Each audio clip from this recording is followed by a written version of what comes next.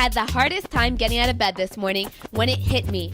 The Toronto Raptors are not going to make the playoffs for the second straight year in a row. I just wanted to crawl right back into bed and hope that it was just a really bad nightmare, while the Knicks, on the other hand, were playing for nothing more than contracts. However, National Post writer Bruce Arthur did allude to the fact that Eddie House was having a gay old time kicking it with the fans as he was flaunting his World Championship ring that he won with the Boston Celtics. I'm sure those fans in the seats were getting a little bit jealous, but don't worry, that time for the Toronto Raptors will come hopefully sometime soon. We want more CV4 with the signs given out to fans as they enter the building, but a discreet chant was echoed through the confines of the arena. Chris Bosh sure did look good sitting on the bench, but fans have been trained to expect the expected, as there was no standing ovation for our franchise as he may or may not depart this summer. It was a season that had so much promise with 9 new faces in the lineup, which did take some time to gel, but when everyone got clicking just before the All-Star break, you thought it was just going to be smooth sailing from then on out. But unfortunately, once Chris Bosh went down the first game back from the All-Star break,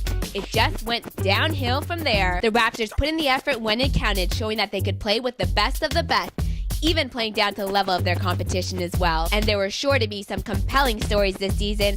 One of them came from my favorite Raptors, Sonny Weems. For a guy that hardly got to touch the hardwood in Denver, sure embraced the limelight in Toronto. On this night, he was racking in the dollars, flying high above the rim, and earning his minutes. He was making a grand entrance in the lane and always in position to receive the pass. And when it came time for liftoff, it wasn't a plane, it wasn't a bird, it was Money Weems. The Raptors knew the Knicks had nothing to play for, so this game was theirs for the taking. The Raptors had no intimidation in the lane as they racked up 62 points in there. It just makes you wonder, where was that consistent number all season long? But from today's exit interviews, the theme was taking on accountability for yourself and your team, because this is not the position we imagined the Toronto Raptors to be in, nor did they imagine the same thing. Disappointment has to be the story of the season, but it'll be interesting to see how the summer unfolds. The questions that surround the team, Bosh has not made up his mind yet.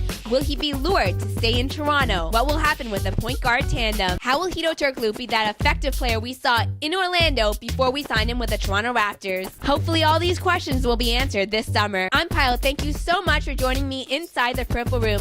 Until next season, stay tuned for the playoffs.